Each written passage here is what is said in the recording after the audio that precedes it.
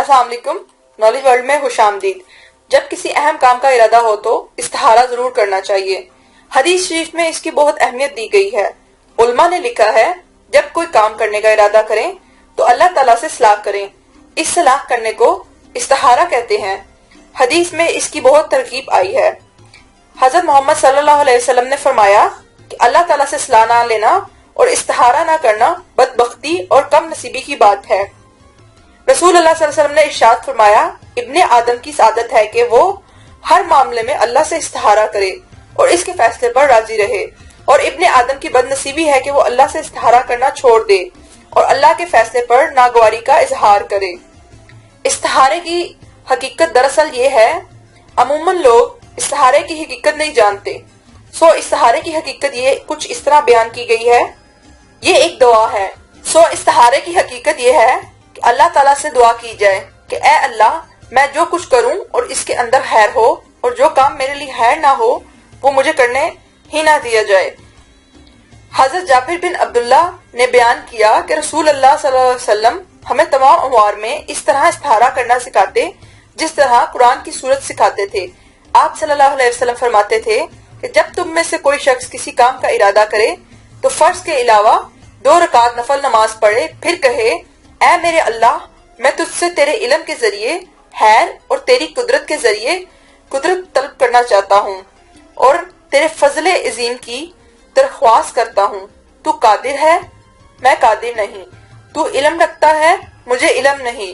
تو غیب کا سب سے زیادہ جاننے والا ہے۔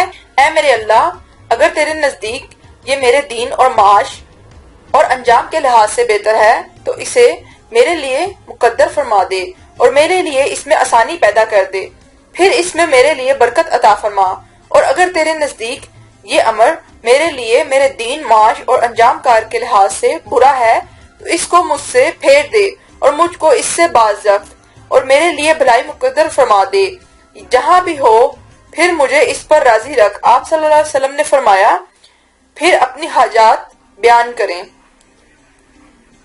بعض لوگ کسی نئے کام کرنے کے لیے ہر حال میں استخارے کے لیے کہہ دیتے ہیں، یہ صحیح نہیں۔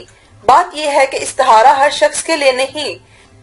استخارے میں ضروری چیز 2 رکعت نماز اور دعائے استخارہ ہے، باقی سونا اور خواب کا دیکھنا ہرگز شرط نہیں۔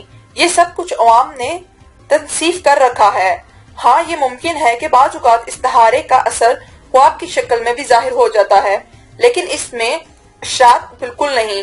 بعض بزرگان دین سے جو بعض استخارے اس قسم کے منقول ہیں جس سے واقعہ اشارات خواب میں نظر آ جائیں، وہ استخارہ نہیں ہے بلکہ خواب نظر آنے کا عمل ہے۔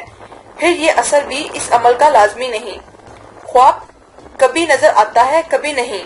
پھر خواب بھی اگر نظر آیا تو وہ محتاج تعبیر ہے۔ رات کا وقت ہونا استخارے کے لیے ضروری نہیں، یہ صرف ایک رسم ڈال لی ہے۔ صلوات الاستخارہ کے بعد سونا ضروری ہے اور نہ رات کی قید ہے۔